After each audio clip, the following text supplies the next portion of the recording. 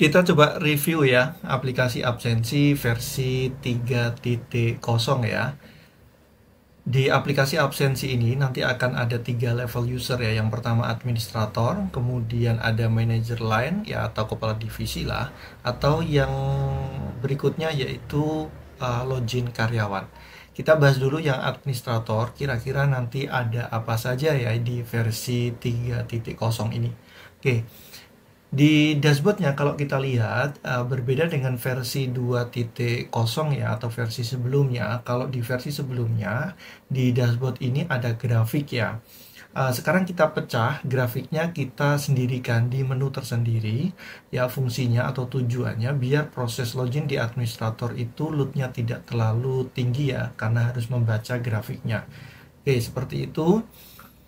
Di sini ada karyawan shift dan karyawan non shift ya. Di aplikasi sebelumnya kita kan nggak bisa, karyawannya hanya satu jenis ya atau karyawan shift semua. Tapi di sini kita di versi 3.0 kita bisa membuat karyawan shift atau memiliki karyawan non shift juga. Nanti acuan jam masuk dan jam pulangnya akan berbeda. Oke, kemudian di sini hadir harian, terlambat, tidak hadir, pulang, dan ini adalah tabel absensi di tanggal berjalan. Oke, nanti akan ketahuan jam masuk berapa, jam pulang jam berapa. Berikutnya kita bahas di setting, ada aplikasi ya. Nah, ini setting aplikasinya, ada logo yang bisa kita sertakan. Ini nanti efeknya ada di login page-nya ya. Kalau di versi sebelumnya kan nggak bisa nih, kita ganti login page-nya. Oke. Kemudian di sini ada setting hari libur non shift ya. Jadi settingan karyawan non shift itu acuannya di sini. Bagi kalian yang harinya jamnya berbeda-beda, contoh nih di Senin sampai Kamis itu berbeda dengan Jumat dan Sabtu. Di sini kalian bisa setting jamnya khusus non shift. Oke. Kemudian berikutnya ada mesin ya. Mesin ini kita bisa tambahkan, seumpama nih kita punya beberapa mesin, maka kita bisa tambah lagi. Oke. Acuannya di sini ya. Kalau ini nanti dia akan ngupdate terus. Kalau aplikasinya dengan mesinnya itu terkoneksi atau terintegrasi, maka ini akan update terus otomatis. Seperti itu ya. Kemudian ini untuk upload dari mesin, dari sistem ke mesin ya. Contohnya nih, saya kan sudah punya master pegawai. Ketika saya ingin mendaftarkan Finger atau Fish ya di mesinnya, kita tidak perlu ngetik manual lagi namanya. Maka kita bisa ambil dari data pegawai ini. Kita tinggal upload saja, pilih mesinnya, pilih mesin berapa, kemudian kita mau mengirimkan semua, ya, kita tinggal send saja. Otomatis nanti mesinnya akan terkirim data yang ada di aplikasi. Berikutnya kita bahas yang user manager, manajemen user ya, untuk administrator ya. Kita bisa tambahkan beberapa user untuk administrator. Kemudian libur per individu ya.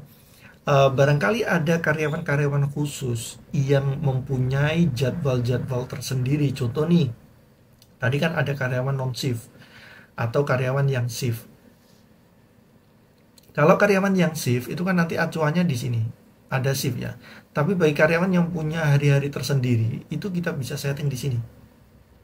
Contoh, hari ternyata dia si Ahsan ini Rabunya libur, dia hanya masuk Senin, Selasa, Kamis. Nah, kita bisa setting di sini.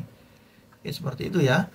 Kemudian di sini data pegawai seperti biasa kita bisa tambahkan ya. Nah, data pegawainya. Kemudian ada pegawai shift dan non shift. Kita bisa cek karyawan shiftnya ada berapa. Nah, kita bisa cek di sini. Kemudian di sini ada manager line. Nah, kita harus menambahkan kira-kira yang menjadi manager line itu siapa. Nah, kita tambahkan di sini. Kita ambil. Ini kan ngambilnya dari data master karyawan. Kira-kira siapa saja. Kalau di sini berarti si Ahsan ini dia menjadi manager line-nya. Anggotanya siapa? Anggotanya ada di sini. Baru ada satu anggota. Cara menambahkannya gimana? Contoh nih si Ica Agustin. Dia ternyata bawahannya atau anggotanya si Ahsan. Nah, tinggal kita shift. Maka otomatis dia akan ada di sini. Nah, seperti ini ya. Nanti kalau manajer lainnya banyak, maka ini tinggal dipindah saja. Contoh nih, si Ica Agustin ternyata salah ini, bukan di Hasan tapi di manajer lain-lain. Tinggal kita pindah saja. Oke, kemudian di master pegawai ada jabatan, ada divisi, ya. Kemudian ada shift, ya. Nah, kita mau tambahkan berapa? Ini khusus untuk karyawan yang shift ya. Jadi jam masuk, jam pulang, acuannya ada di sini. Kalau yang non shift itu ada di aplikasi ya, tapi kalau karyawan yang shift ada di sini ya. Kita mau tambahkan shiftnya ada shift berapapun terserah. Jam masuk, jam pulang jangan lupa di setting. Nah, berarti di shift 1 dia punya 6 anggota. Ya. Karyawan yang di bawah berarti kan yang tidak punya shift nih. Nah, ini kategori yang non shift. Acuannya berarti di aplikasi ini. Jam masuk dan jam pulangnya. Ya. Nah, ini anggotanya shift 1 ternyata anggotanya banyak. Nah, kita bisa tambahkan berapapun terserah. Seperti itu. Jangan lupa kalau kita hapus, maka otomatis data pegawai yang ada di sini juga ikut kehapus ya. Oke, di sini data master pegawai tadi sudah saya jelaskan. Sekarang ke koreksi ya. Nah, sekarang ke koreksi. Nah, di koreksi ini kita bisa membantu ya, membantu untuk mengabsenkan secara manual nih.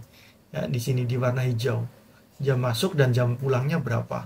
Kita tidak bisa mengedit ya. Ketika sudah ada jam masuk dan jam pulang yang sudah masuk ya, sudah terdata di hari itu, maka sistem tidak akan bisa mengedit jam masuk dan jam pulang.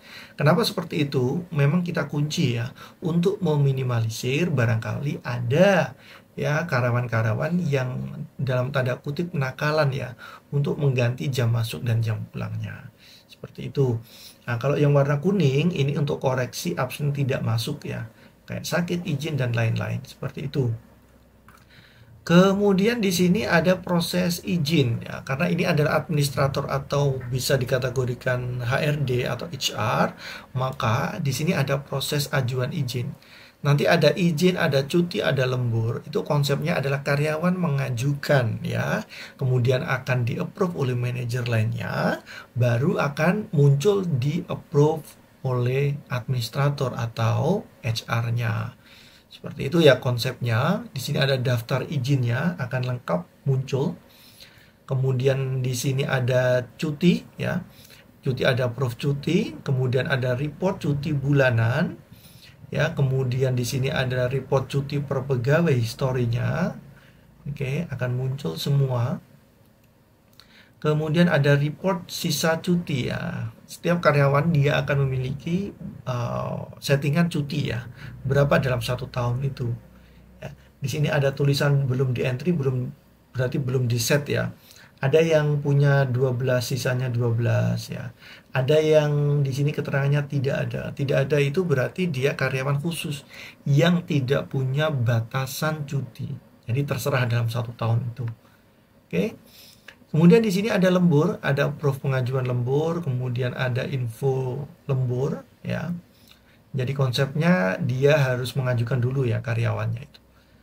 Berikutnya ada info absensi, ada per pegawai.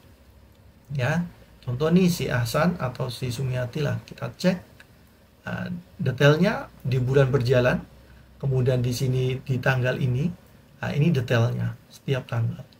Kalau dia memang libur, statusnya merah, warnanya merah ya. Kalau yang biru dia masuk posisinya, kemudian yang warna hijau seperti ini, hijau toska, dia cuti. Nah, cuti itu diambil dari mana ya? Dari pengajuan tadi itu. Oke. Kemudian di sini ada harian. Berikutnya ada ada per tanggal. Kita coba cek dulu ya. Kita coba cek per tanggal. Oke, ya, seperti ini totalnya ya. Kemudian ada bulanan. Oke, sudah lengkap. Kemudian di sini adalah grafiknya atau chart absensinya ya. Nah, ada grafik absensi bulanan, kemudian ada info kontraknya, ada pengajuan cuti. Kita kasih grafiknya. Berikutnya kita bahas yang kontrak kerja. Ini ada jenis kontrak kerja. Kemudian ada add kontrak baru. Ada karyawan baru, maka kita bisa set nih, pilih nama karyawannya, kontraknya, mulai kontrak, akhir kontrak, salary, dan rapelannya berapa. Oke, seperti itu. Ini kalau ingin perpanjangan ya. Kemudian ada history. Nah, seperti itu. Kemudian ada penggajian. Nah, di penggajian ini kita tulis dulu nih kategori penggajian. Ada yang debit, ada yang kredit ya. Ada yang gaji masuk, ada yang gaji keluar atau potongan.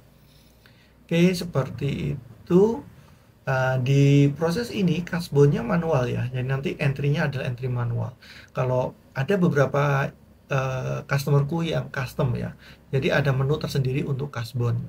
Jadi karyawan mengajukan kasbon, si admin akan melakukan approval, baru nanti gajinya akan dipotong setiap bulan sesuai dengan tenor dan nominal.